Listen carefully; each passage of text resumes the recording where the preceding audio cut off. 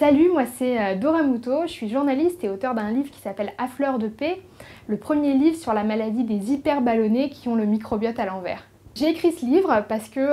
je me suis mis un beau jour à ballonner absolument tout le temps, à avoir des gaz H24, ce qui est devenu un enfer pour moi dans ma vie sociale, dans ma vie privée, et aussi tout simplement je ressentais beaucoup de douleur. Et au fil du temps, je me suis rendu compte que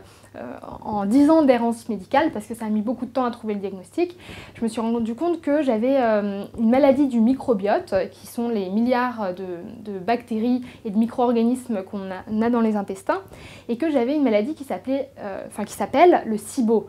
S-I-B-O, et c'est Small Intestinal Bacterial Overgrowth, ça veut dire pullulation bactérienne de l'intestin grêle. La maladie du SIBO, en fait, c'est ce qu'on appelle une dysbiose de l'intestin. C'est-à-dire que l'harmonie qu'il y a normalement dans les bactéries et qui fait qu'on digère bien ne fonctionne plus. Et en fait, généralement, normalement, on a plein de bactéries dans le côlon, qui est la dernière partie de l'intestin. Et c'est normal d'avoir plein de bactéries à ce niveau-là. C'est à ce moment-là qu'elles digèrent et qu'elles produisent un peu de gaz.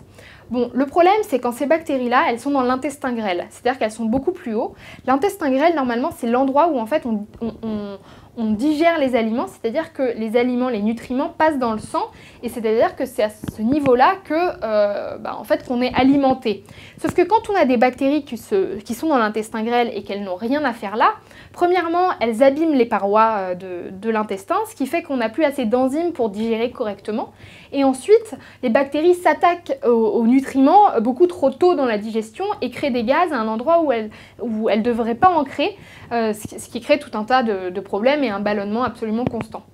Il y a 15% de la population française qui est touchée par la colopathie fonctionnelle, ce qui est quand même, ça fait quand même beaucoup de monde. Et ce sont des gens donc qui n'ont pas de maladie organique, ce qui veut dire qu'ils n'ont pas de cancer du côlon, de maladie de Crohn ou de la maladie cœliaque. Donc c'est-à-dire que leur paroi des intestins est intacte, mais ceci dit, ils ont des problèmes fonctionnels de digestion. Et on leur dit aujourd'hui la plupart du temps, c'est dans votre tête, c'est psychosomatique, c'est rien du tout, déstressez-vous, allez faire du yoga, enfin plein de choses comme ça, faites de la méditation, mais on cherche jamais les causes, les véritables causes biologiques du problème, parce qu'aujourd'hui on sait bien que il faut que notre microbiote, donc toutes ces milliards de bactéries qu'on a dans les intestins, il faut qu'elles soient en symbiose, c'est-à-dire qu'il faut qu'elles vivent en harmonie, sauf qu'aujourd'hui, vu qu'on prend énormément d'antibiotiques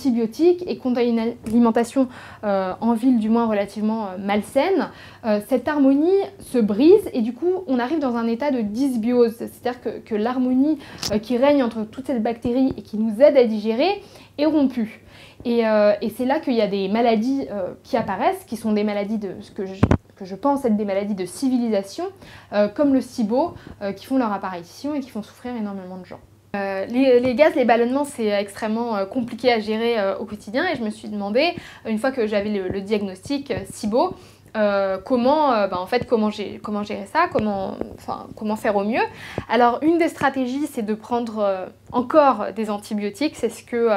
pas mal de médecins donnent. Malheureusement, ça ne fonctionne pas sur le long cours. Une technique que j'ai trouvée, c'est finalement de changer de façon de manger, et en alimentant un certain nombre d'aliments, en faisant ce qu'on appelle un régime FODMAP, c'est-à-dire les FODMAP, c'est un certain type de sucre dans l'alimentation que j'ai supprimé, et en supprimant aussi un certain nombre de féculents, je réussis à faire en sorte de ne pas agiter mes bactéries, c'est-à-dire que je ne les alimente pas, donc elles ne produisent pas de gaz. Donc j'ai trouvé cette stratégie-là, mais aussi d'autres stratégies avec des plantes antibactériennes qui m'ont beaucoup aidée. Ceci dit, c'est des stratégies pour manager les symptômes, ce ne sont pas des solutions qui vous font guérir à 100%. Et ce que je peux dire aux gens qui sont malades en fait, et qui ont des maladies qui ne sont peut-être pas reconnues aujourd'hui par le corps médical, c'est qu'il faut croire en sa propre capacité à comprendre et à s'informer et à refuser aussi les diagnostics qui ne vous semblent pas justes, parce que je pense qu'au final, le médecin sait, mais surtout le malade sait qu'il ne veut pas rester malade.